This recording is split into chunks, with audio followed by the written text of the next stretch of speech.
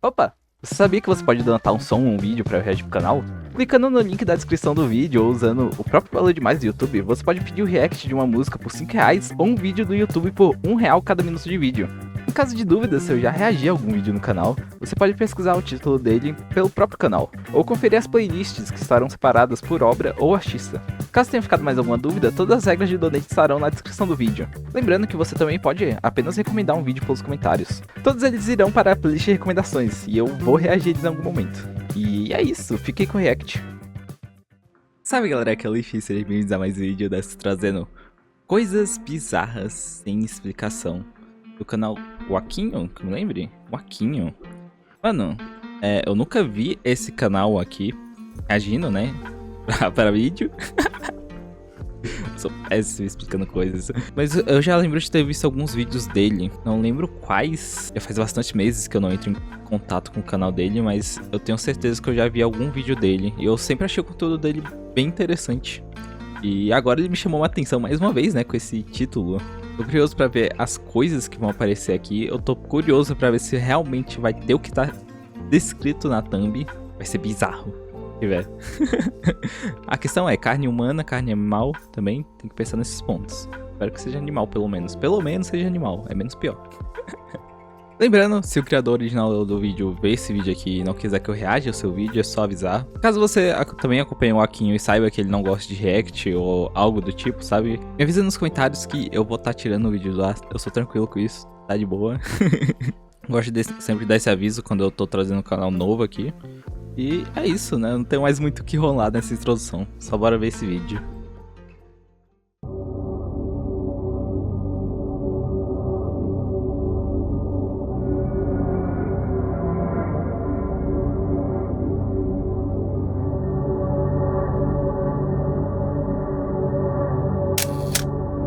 Chuva de carne?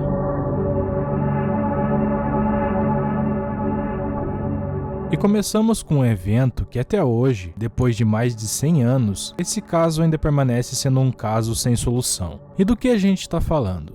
Bom, em 1876, no condado de Bath, no Kentucky, especificamente em uma manhã de um domingo, 3 de março, uma senhora estava caminhando alguns metros fora de sua casa quando de repente ela sentiu uma brisa vindo em sua direção.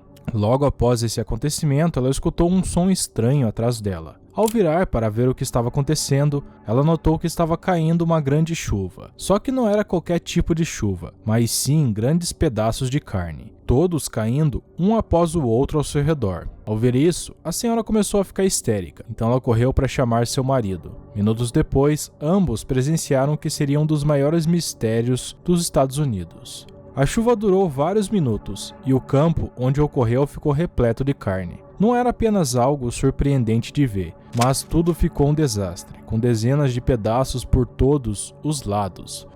Mas era carne animal mesmo?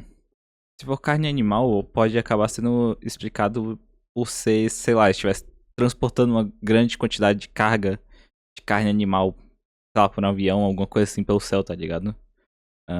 Talvez também seja transporte ilegal, sabe, disso, que acabou dando errado.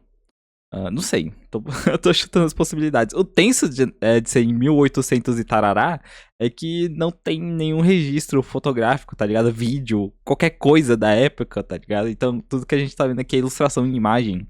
Eu queria realmente ver o momento, sabe? Esse é o momento que eu quero que as pessoas peguem o celular e comecem a gravar tudo que vem. Qualquer tipo de desgraça que vem pela frente, pra deixar registrado, pra eu poder ver depois. Os pedaços mediam entre 5 e 10 centímetros e cobriam uma área de aproximadamente 100 metros quadrados. Várias horas depois, alguns vizinhos e habitantes da cidade chegaram ao local. Alguns homens decidiram provar a carne e, curiosamente, disseram que tinha gosto de carne de veado ou de cordeiro. Dias depois, o acontecimento seria reportado por grandes jornais do país. Mas isso nos deixa com uma pergunta: o que causou esse evento? Visto que, naquela época, seria impossível que um avião deixasse cair alguma carga ou algo semelhante, dado que o primeiro avião voou em 1903 e a ocorrência foi em 1876. Ele quebrou meus argumentos. Caralho, verdade. estranho. Tinha algum outro transporte aéreo na época? Balão, por exemplo, alguma coisa assim. Não faz sentido, pelo menos não na minha cabeça, não ser transporte de alguma carga, de alguma coisa, tá ligado? E também não sai da minha cabeça que seja um transporte legal, porque senão o governo poderia ter falado, né, o que aconteceu. Poderia ter falado que era uma das cargas que ele tava transportando pra algum lugar, ou sei lá, uma companhia falar isso, tá ligado? Não sei. Não tenho ideia. Mas misterioso. Bizarro até. Mas bem leve até então, né? Vamos ver as próximas coisas. Bom, nos dias seguintes, os cidadãos de Beth começaram a investigar o fenômeno e surgiram todos os tipos de teorias estranhas. Alguns dizem que a carne veio de animais cósmicos ou que um asteroide cheio de carne havia se desintegrado na atmosfera. E sim, eu sei que isso soa absurdo, mas tem mais coisas que eu posso falar sobre esse caso. Um cientista decidiu levar um desses pedaços de carne para analisar, e depois de algumas horas, ele disse que os pedaços pertenciam a um tecido pulmonar de uma criança, algo que já soa perturbador, mas essa teoria não foi levada em consideração. Tem uma teoria que menciona que talvez alguns abutres... Que? Como o cientista chegou nessa conclusão, velho? Meio bizarro? Ter chegado nessa conclusão.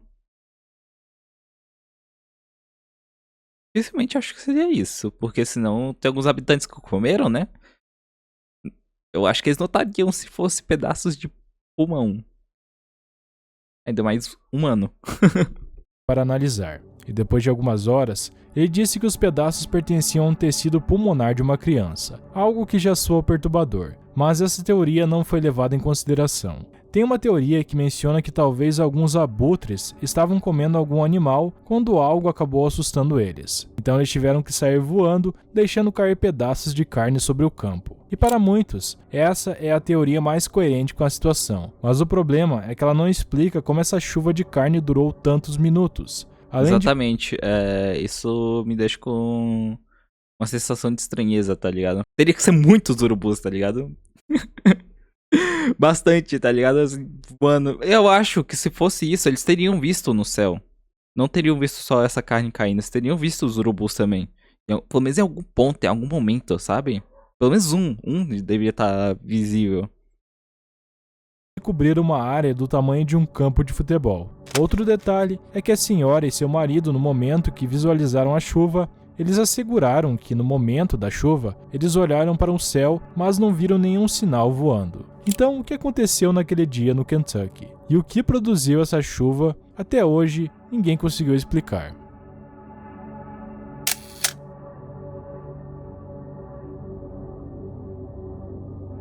No verão de 2008, Sandra Me mutei sem querer. Pés misteriosos.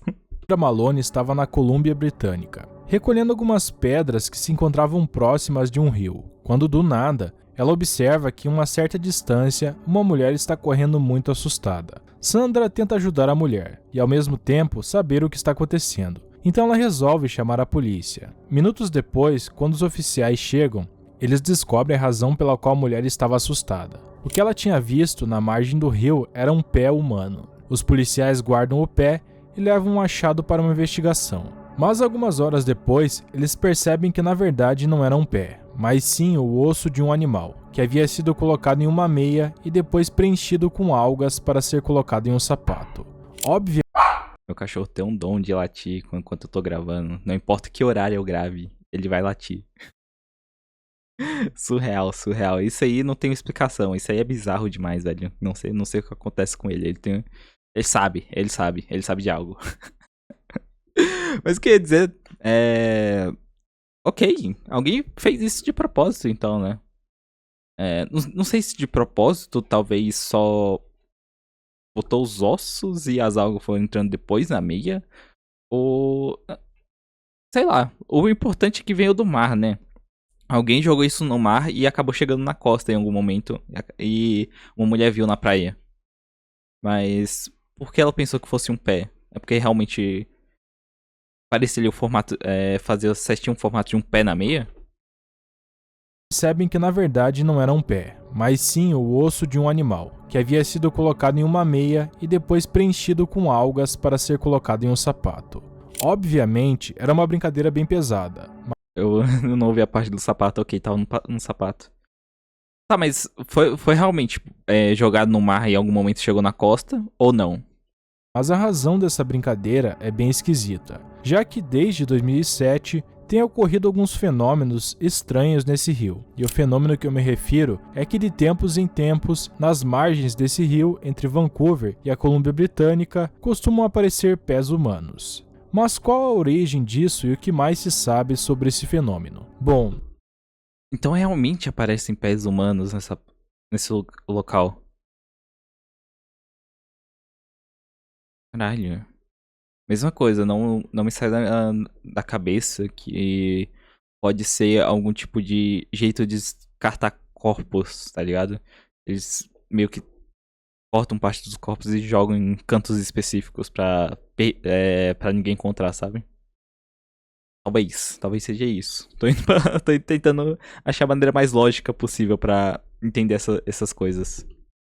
no total foram encontrados 25 pés humanos em estado de decomposição, que do nada chegam às margens. O primeiro vestígio foi encontrado por uma menina de 12 anos, que ficou aterrorizada ao encontrar. Uma semana depois, apareceu o segundo pé. Ambos eram pés direitos e usavam quase o mesmo tipo de sapato. Foi então que a polícia começou a investigação, só que depois de meses, eles não conseguiram encontrar mais pistas, e ao longo dos anos seguintes, esse evento ocorreu repetidamente sem nenhuma explicação. O último desses pés foi encontrado em 23 de julho de 2023. Inclusive, foi criado um mapa para mostrar 2023? Eu achei que seria. Esse caso, pelo menos, tinha acabado. Tá ligado? Mais pra trás, tá ligado? 2023 é recente, 2 anos. Eita. Isso não impede de vir mais ainda, né? De ter aparecido mais. De quando é a data desse vídeo? 10 meses atrás. Pode ter acontecido alguma coisa que. Sei lá, apareceu mais um, tá ligado? Não sei. Ainda acho que é alguém descartando. Mas por que pés em específico? Só pés, tá ligado? Não faz sentido pra mim. cada um desses eventos. E para tornar tudo ainda mais estranho, alguns desses pés foram identificados usando testes de DNA. Por exemplo, um pé encontrado em 2018 pertencia a um jovem que havia sido reportado como desaparecido um ano antes. Mas no caso dos outros pés, não haviam coincidências e jamais foram encontradas respostas. E quais Eu acho que não vai muito longe do que eu falei. Meus pêsames pra todo mundo que partiu, né? são as teorias sobre esses eventos? Bom, o que a maioria das pessoas acredita é que tudo isso se trata de um assassino em série, que de tempos em tempos se desfaz de suas vítimas. Mas não há nada que possa confirmar essa teoria. Então a teoria que os cientistas defendem é que esses pés, na verdade, pertencem a pessoas que sofreram acidentes e seus restos acabaram na água. O problema é que essa teoria não explica como outros tipos de membros não foram encontrados, ou por que não encontraram os corpos completos. Então, qual é a verdadeira? Eu acho que isso é realmente trabalho de mão de obra mão de obra humana. Pra ser tão metódico assim, tá ligado? Eu acho que a pessoa que faz isso, ela faz de propósito porque ela sabe que esse boato aumentou. E talvez ela tenha gostado desse boato.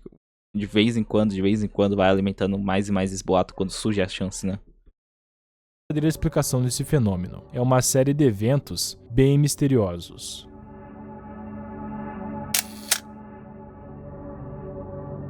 Zimbabue. Esse próximo caso aconteceu na escola Ariel, no Zimbabue. A data do acontecimento é 14 de setembro de 1994, por volta das 8h50 da noite.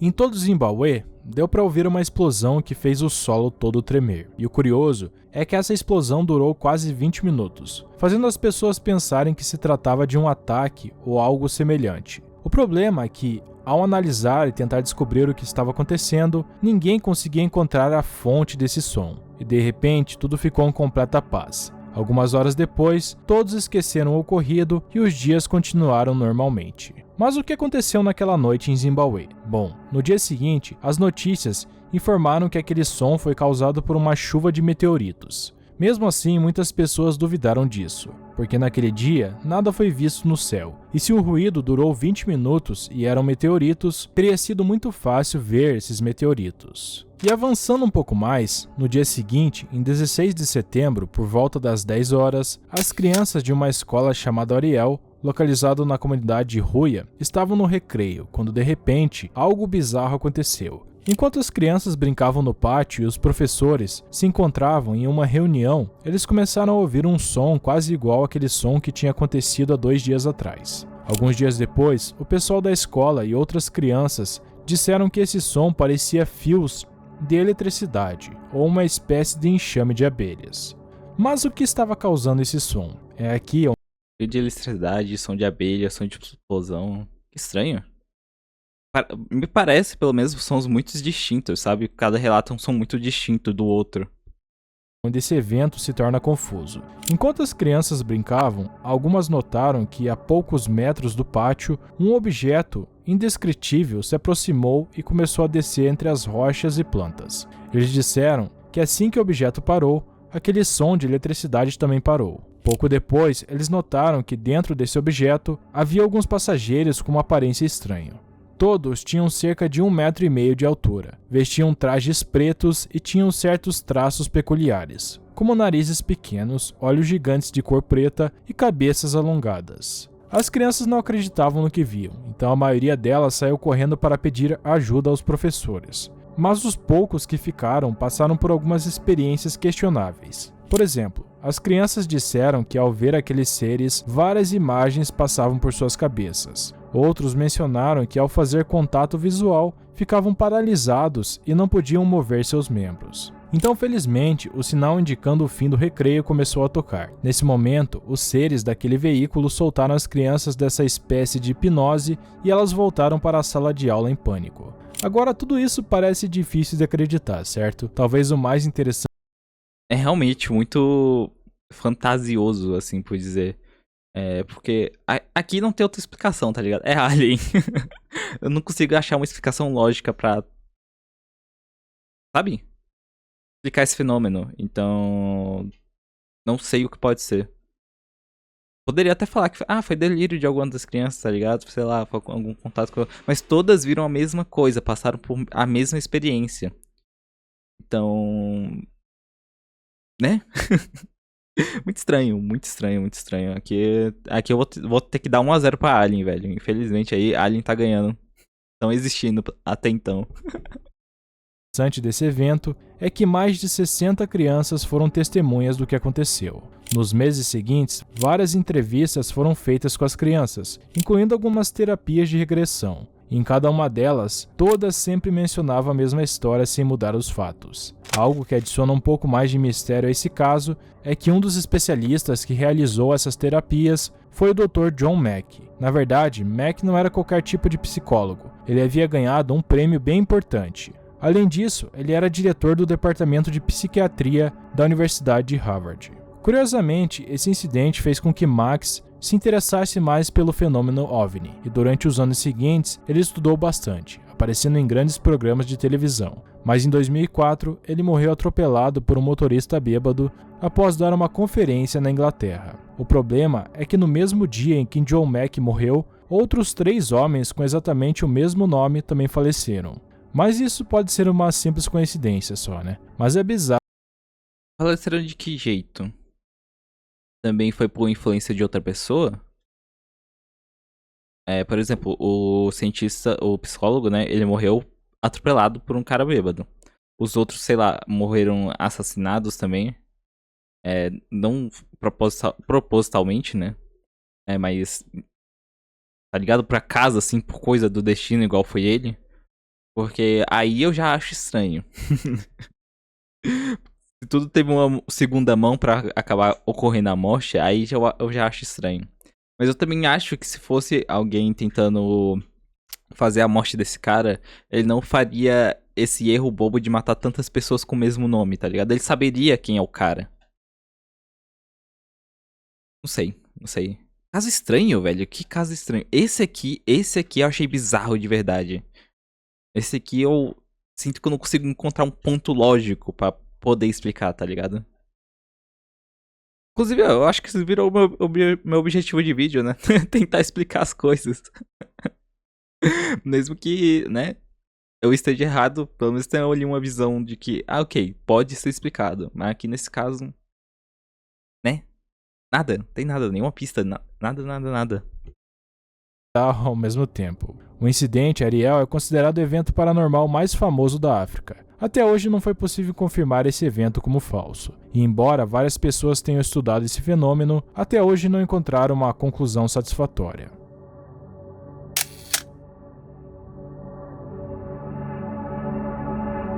Em 17 de fevereiro de 2004, um homem estava caminhando em um centro comercial no Japão quando ele parou em um caixa eletrônico. Minutos depois, algo incomum aconteceu e o homem morreu. O problema é que durante a investigação, o departamento de polícia percebeu que havia cometido um grande erro. E para piorar, o que aconteceu depois seria considerado um dos eventos mais misteriosos do Japão. Um que até hoje não foi resolvido. Mas do que a gente está falando?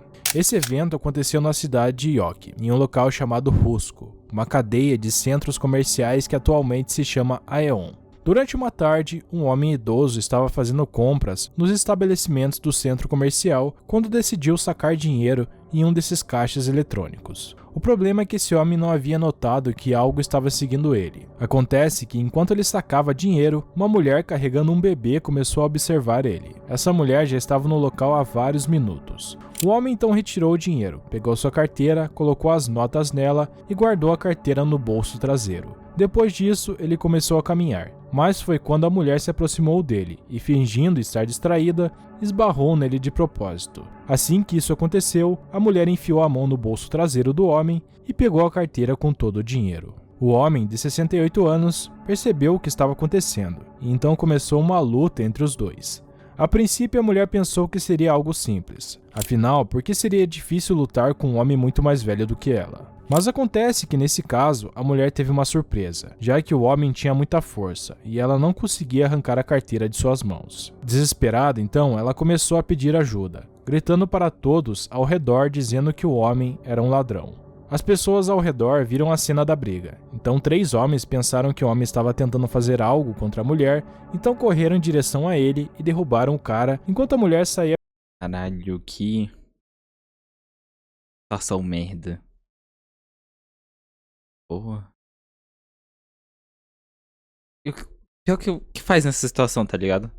Você vai ajudar quem tá pedindo socorro, né, normalmente. E... Mas pode ser decisão errada. Caralho, que situação tensa, velho. Eu tava a princípio me perguntando, como eles ficaram sabendo dessa história, se o senhor morreu. Mas teve muitas testemunhas ao redor, né? E até agora eu não sei onde encaixa o fantasma, tem muita mais coisa pra ver ainda. Mas até então essa situação, caralho, que situação chata, velho. Correndo com dinheiro. Pouco tempo depois, eles chamaram a polícia. Mas é aqui onde ocorre algo que podemos considerar como falta de sorte. Enquanto o homem de 68 anos estava no chão, 2 oficiais inexperientes chegaram, algemaram ele e colocaram ele no chão. O homem tentou explicar que tudo isso era um mal-entendido e que a mulher que havia acabado de sair era a verdadeira ladra. Mas os oficiais não deram ouvidos. Durante vários minutos, eles imobilizaram o homem de forma violenta, e só para ter uma ideia, os oficiais imobilizaram ele de uma forma tão grotesca que ele começou a perder a consciência em vários momentos. Eles também quebraram seus óculos e o pior de tudo vem depois, já que... Nossa, que despreparo altíssimo, tá ligado? Eu acho que uma coisa é a população fazer um ato desses assim. É errado também, é erradíssimo. Mas uma coisa é a população. Outra coisa é policiais treinados pra lidar com esse tipo de situação. Tá ligado? Eles têm que estar preparados pra lidar com isso. Eles têm que estar preparados pra ouvir os dois lados antes de tomar um julgamento. Se for deter o senhor, que detenha ele. Ali falando, ó, senhor, me acompanha aqui até a delegacia, dê o seu depoimento, a gente vai atrás da garota lá que tu disse que tentou roubar você e tudo mais. A gente vai ouvir a versão dos fatos dela, a gente vai checar ali, sei lá, câmeras de segurança aqui no local, testemunhas. Não sei, tá ligado? Testemunhas não, né? Das testemunhas eu tô contra ele, mas tá ligado? Não tentar algemar assim. Não é possível que esse senhor seja tão forte assim pra 2 policiais não conseguirem segurar ele. É um senhor de 68 anos, velho. Já que devido a todo esse esforço e desespero, o homem começou a ter uma arritmia cardíaca. Depois disso, seu cérebro parou de funcionar, e um dia depois de ser levado ao hospital, ele faleceu. Sem dúvida é um caso triste, mas é aqui onde tudo fica mais misterioso. Alguns dias depois, os investigadores do departamento de polícia começaram a revisar o caso. O que mais chamou a atenção foi que o homem jurava ser inocente. Então foi quando eles começaram a revisar os vídeos das câmeras de segurança e logo perceberam que tudo o que ele dizia era verdade. Mas o mais bizarro desse evento é que depois de um ano investigando esse caso e sem encontrar nenhuma pista, o departamento de polícia publicou essa foto, questionando se alguém reconhecia a identidade dessa mulher. Essas são as únicas 2 fotos que existem daquela mulher, e a sua aparência é bem perturbadora. O problema com as fotos é que elas são de péssima qualidade. E desde 2005, esse tem sido um dos eventos mais misteriosos do Japão. 1080p, e a história não 4K. Acaba aqui. A parte mais estranha desse evento 4K, mas... é que Eu esqueci qual é. Ultra HD, Full HD 4K, não lembro o meme lá. Após analisar outras câmeras de segurança, a mulher nunca foi vista fugindo do centro comercial ou nos arredores. Foi como se ela simplesmente tivesse desaparecido. Algumas testemunhas também disseram que a mulher estava vestida totalmente de preto, não usava nenhuma máscara e o bebê que ela carregava era real. Porém, nada mais disso foi relatado. Esse caso é conhecido como o fantasma do caixa eletrônico de Justo. De novo, tentando achar explicações lógicas pra isso. O que eu acho que tem acontecido pra aquela pessoa tá ali esperando alguém sacar o dinheiro e ser um alvo fácil pra ela poder conseguir roubar o dinheiro, ela tava planejando isso há muito tempo. Ela com certeza sabia onde tinha câmera de segurança, sabia por onde fugir, sabia onde correr, tá ligado?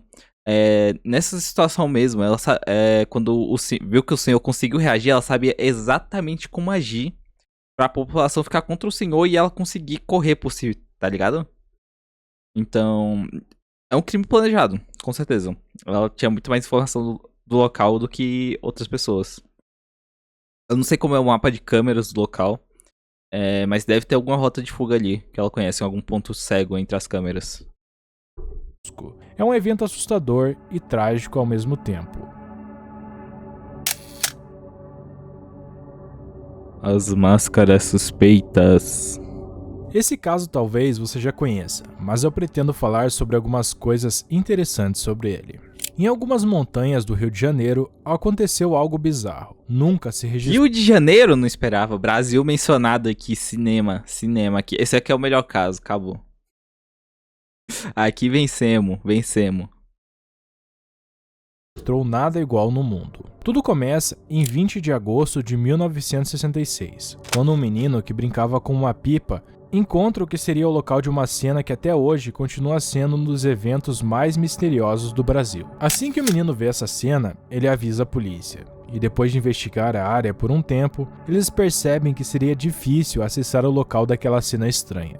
Então eles interrompem a busca e horas depois retornam com o apoio dos bombeiros para abrir caminho para essa área florestal. Mas ao chegar ao local, eles acabam vendo algo bem estranho. 2 corpos imóveis no chão. Ambos estão entre a vegetação, vestindo ternos e por cima capas de chuva. Algo bem suspeito, já que não era uma temporada de chuva. A princípio, a polícia pensa que se trata de uma cena de crime, mas depois eles descobrem um objeto que dá uma reviravolta no caso. E de que objeto a gente está falando? Bom, quando eles começam a investigação, o objeto que mais chama atenção é uma espécie de óculos. Eles são feitos de chumbo, e junto a eles há um caderno cheio de anotações marcadas com horários exatos e outras coisas que parecem não fazer sentido. Além disso, algo interessante acontece. Dias antes, os habitantes dessa localidade haviam relatado uma série de eventos inexplicáveis. Eles comentaram que durante algumas noites eles avistaram objetos que emitiam luzes redondas sem uma fonte visível. E essa zona do Rio de Janeiro é conhecida justamente por alguns avistamentos desse tipo de objeto.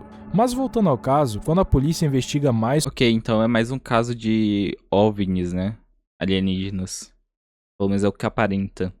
Sobre esses corpos... Quanto tempo eles estão aí, na verdade? A perícia disse isso? Provavelmente ele vai dizer no vídeo, né? Eu tô...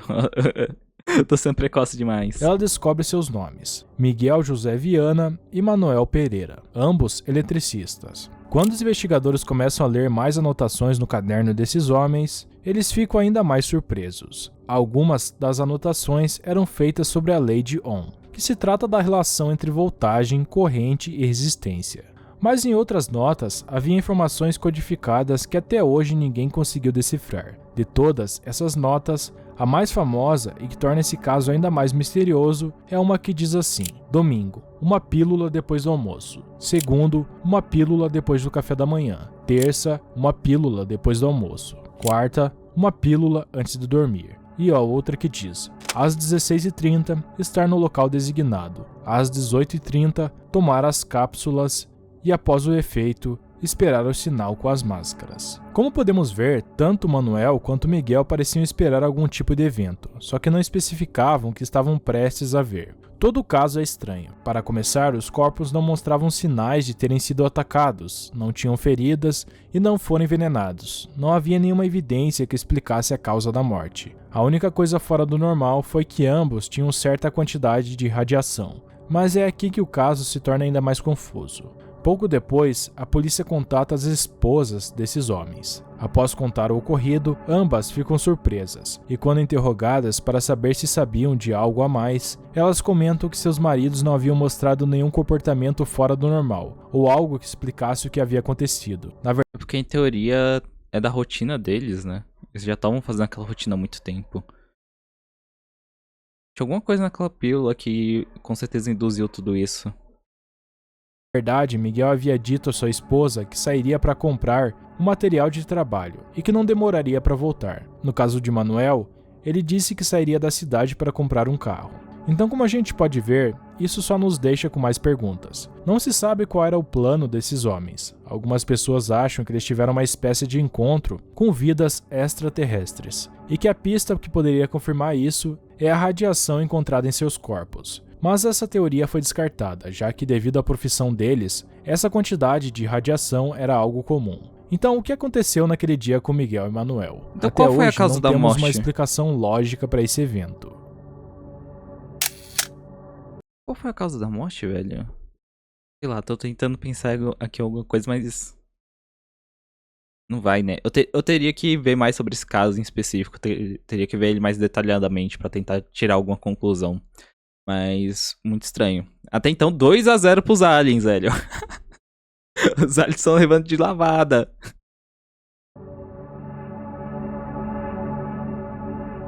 Há mais de um século, 3 homens estavam em uma ilha, quando após alguns eventos misteriosos, eles desapareceram sem deixar rastros. Esse é um dos eventos mais misteriosos do oceano. E pessoalmente, é um dos casos que mais me faz pensar. Como tudo isso aconteceu? Em frente à costa oeste da Escócia, há um grupo de pequenas ilhas conhecido como as Ilhas Flannan. Talvez a mais conhecida seja a maior delas, chamada Elianmore. Pouco mais de um século atrás, em 1899, foi construído um grande farol na ilha Elianmore. Mas apenas um ano depois, em dezembro de 1900, ocorreu um dos acontecimentos mais aterrorizantes da história. Para dar um pouco mais de contexto, o farol era administrado por 4 homens. Desses 4, O que o povo tinha com bigode nessa época?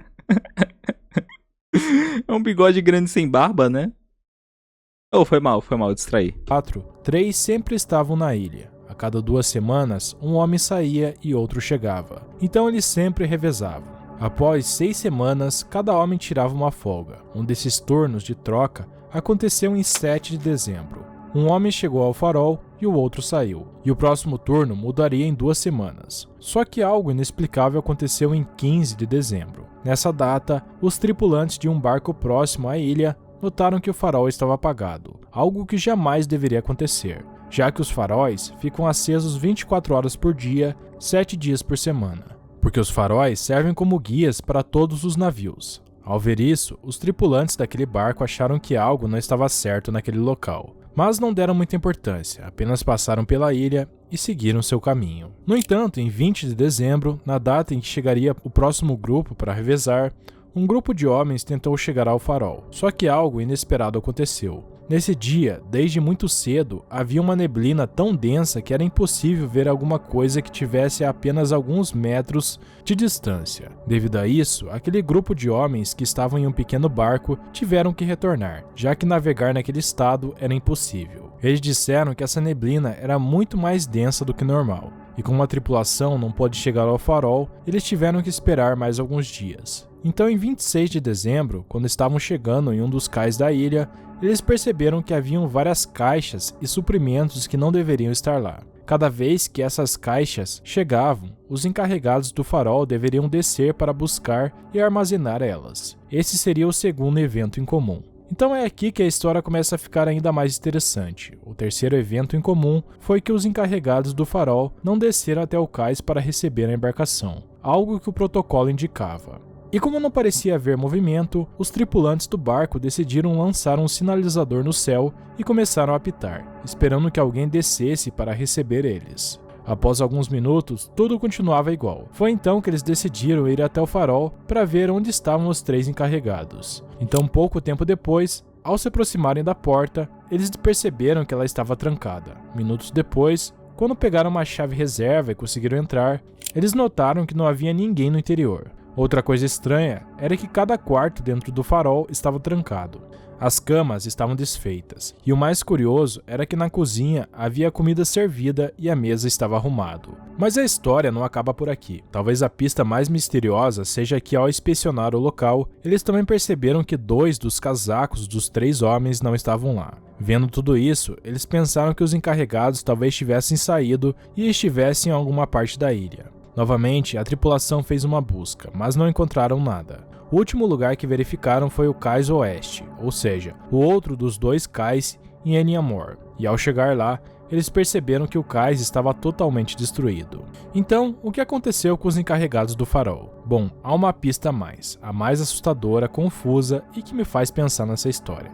Acontece que momentos antes, enquanto investigavam o farol, eles encontraram o diário de um dos encarregados. Esse diário registrava todo o trabalho no farol e os eventos relevantes do dia. Não havia nada fora do normal, apenas mencionava que o clima estava devastador, uma neblina densa nunca antes vista, e que a partir do dia 13 de dezembro, o clima piorava cada vez mais. As últimas notas mencionavam que os homens dentro do farol estavam trancados, chorando e pedindo a Deus que parasse com tudo aquilo. A última dessas anotações foi feita em 15 de dezembro, ou seja, no dia em que os tripulantes daquele barco que passou perto da ilha notaram que o farol estava apagado. Esse registro foi escrito às 9 horas da manhã. De todas essas notas, a última é a mais estranha e assustadora de todas. Ela dizia: "A tempestade terminou, o oceano está calmo, Deus está sobre tudo." Jamais se soube o que aconteceu com os encarregados do farol. Foi feito até um filme. Estranho. Eles estão tratando. Eu não sei se realmente foi só uma questão de clima. Eles estão tratando como uma intervenção divina. Mas o que é estranho é eles não terem achado corpos, né? Não terem achado as pessoas desaparecidas. Tem realmente notas de que eles se trancaram tudo dentro do farol, mas porque apagaram o farol. Talvez pra alguém tentar chegar na ilha. Sei lá, perceber que tem alguma coisa estranha, já que o farol não tá aceso. O farol que devia estar aceso não tá aceso. E chamar ajuda, algo assim. Não sei. Nossa, muito estranho, velho.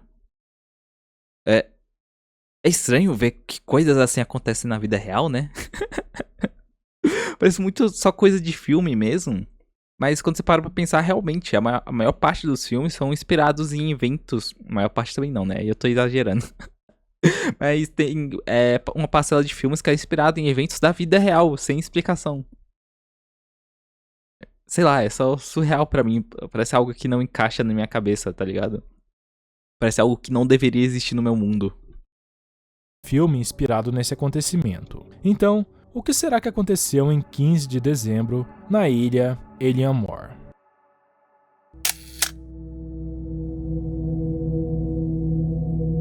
Em janeiro de 1975, Charles McCuller, de 19 anos, se despediu de seus amigos e saiu em direção ao Parque Nacional Crater Lake, no Oregon.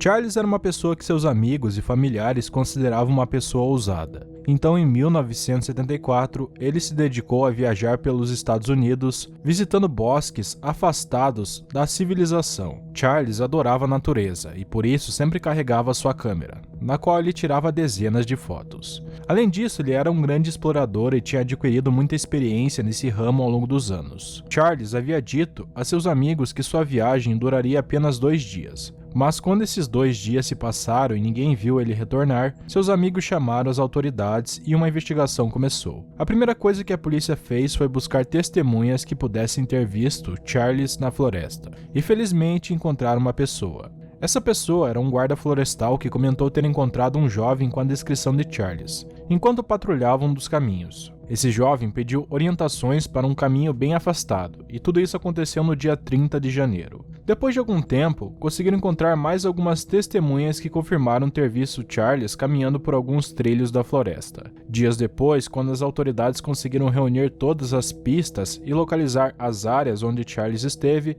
eles lançaram uma investigação pesada. O problema era que, por causa da temporada, haviam caído fortes nevascas, cobrindo grande parte da floresta com uma camada de quase 4 metros de neve, o que tornou a busca impossível. As autoridades tiveram que esperar. E foi aí que o caso se tornou bem esquisito. Poucos dias depois, o FBI se juntou à investigação, o que é bem raro, já que eles não investigam um caso de pessoas desaparecidas, a menos que um crime esteja envolvido nesse desaparecimento. No caso de Charles, era muito estranho que o FBI quisesse participar, já que não havia nenhuma pista do que aconteceu, nem evidências de que poderia se tratar de um crime. Uma boa ação do FBI?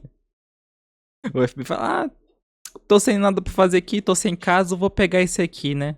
Deixa eu ver o que aconteceu. Não acho que seja isso, velho. Não acho. Pode ser muito teoria da conspiração, mas eu acho que eles já sabiam de alguma coisa. Tinham noção de alguma coisa do que aconteceu com ele. Eu acho.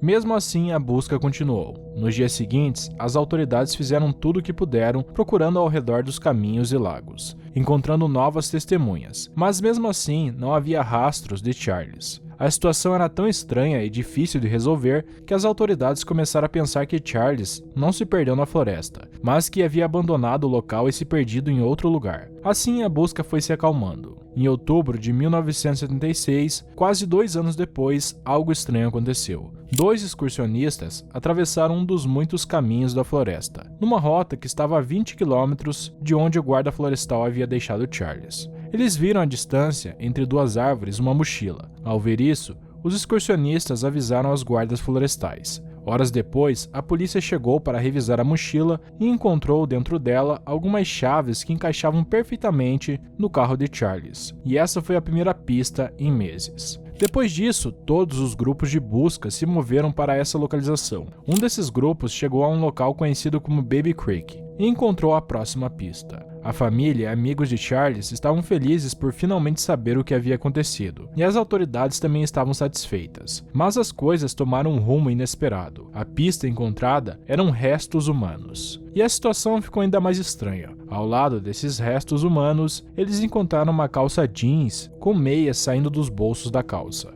Os investigadores notaram que a calça estava em perfeito estado e totalmente limpa, o que era impossível após quase 2 anos desde o desaparecimento de Charles. Outra coisa estranha era que faltavam outras peças de roupa, como as botas de Charles, sua camisa e o casaco que ele usava para se proteger do frio. Ao examinar a calça, um dos investigadores percebeu que dentro das meias que se encontravam no bolso haviam ossos, pertencentes aos dedos dos pés de Charles, além de fragmentos de ossos das canelas. Com certeza não foi ele. Com certeza alguém assassinou Charles. O FBI sabia disso, porque o FBI, ele disse, né? O FBI só se envolve com crimes. O FBI tinha alguma noção disso. Pelo menos eu acho, né? Eu tô supondo, eu não sei.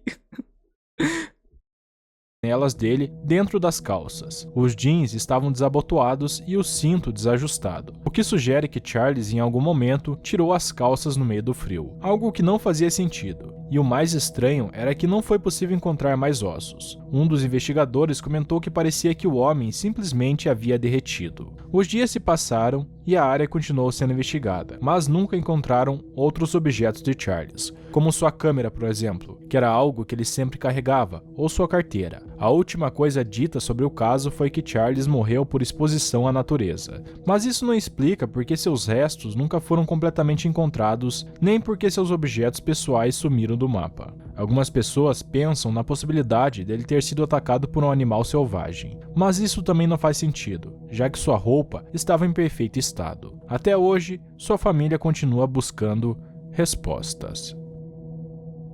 Bizarríssimo. O vídeo, acho que acabou o vídeo. Mano, bizarro. Bizarro. Fez juiz ao título, viu?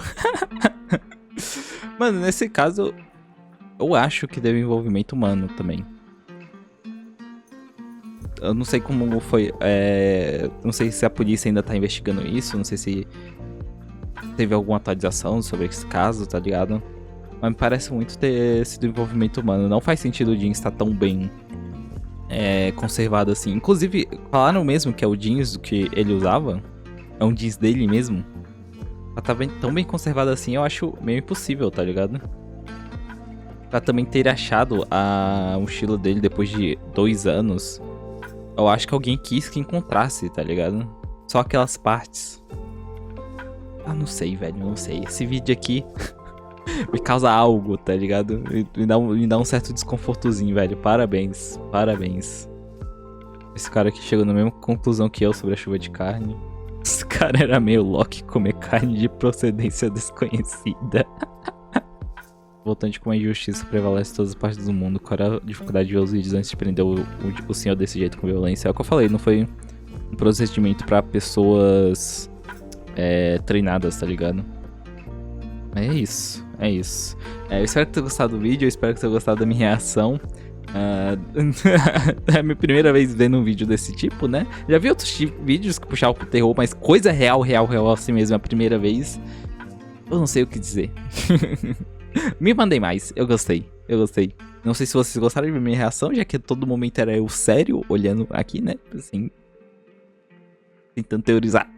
Mas é isso. Se gostaram do vídeo, me recomenda o próximo. Pode ser do Alquinho ou de outro canal que vocês acham que seria interessante eu estar vendo. E é isso. Eu espero que tenham gostado do vídeo. Já falei isso. Só falou.